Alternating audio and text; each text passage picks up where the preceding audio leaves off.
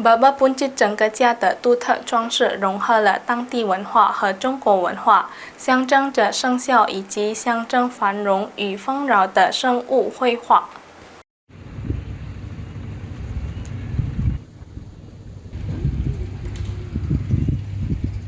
巴巴bunจิ支架是居港室内唯一一座具有独特中国建筑风格的住宅，融合了当地文化与中国文化。该住宅的独特之处不仅在于其形似居港特色的礼帽形状的建筑风格，还在于内部的中国文化装饰。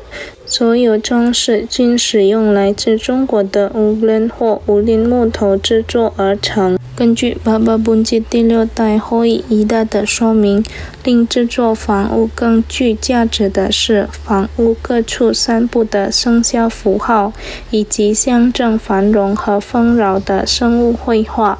尽管这座房屋已有数百年历史，但其墙面涂料依然保存完好，显示出所用材料的高质量与耐用性。除了作为旅游目的地外，这座房屋对家庭而言也具有宗教功能。每逢农历新年，该房屋会关闭以进行家庭庆祝活动，其中包括祭祀仪式，这也是家庭文化的一部分。部分家庭成员仍然信奉三教，并定期在家中的祖先祭坛上进行祭拜，尽管大部分家庭如今已与伊斯兰教融合。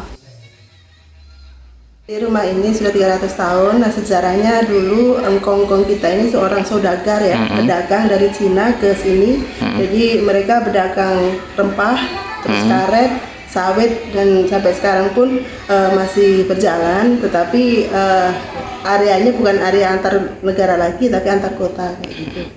Nama Baba Buncit itu sendiri siapa itu Bu sebenarnya? Baba Buncit itu jadi engkong kita dulu pertama kali yang namanya Ong Eng Tuan. Ong Eng Tuan punya anak, salah satunya Ong Buncit. Nah, kita pakai Ong Buncit karena memang dari segi nama Ong Buncit itu agak aneh ya. Orang mungkin taunya apa perutnya yang buncit atau gimana, tetapi memang Ong Buncit ini marganya marga Ong, namanya Buncit, dan beliaulah yang bisa meneruskan usaha orang tuanya, dan sampai sekarang pun masih tetap berjalan。伊达补充道，尽管这座房屋已有300年历史，但家庭的传统与信仰依然得到很好的保护，使其成为文化与历史的象征，在时代发展中不断延续。Suryadi Pal TV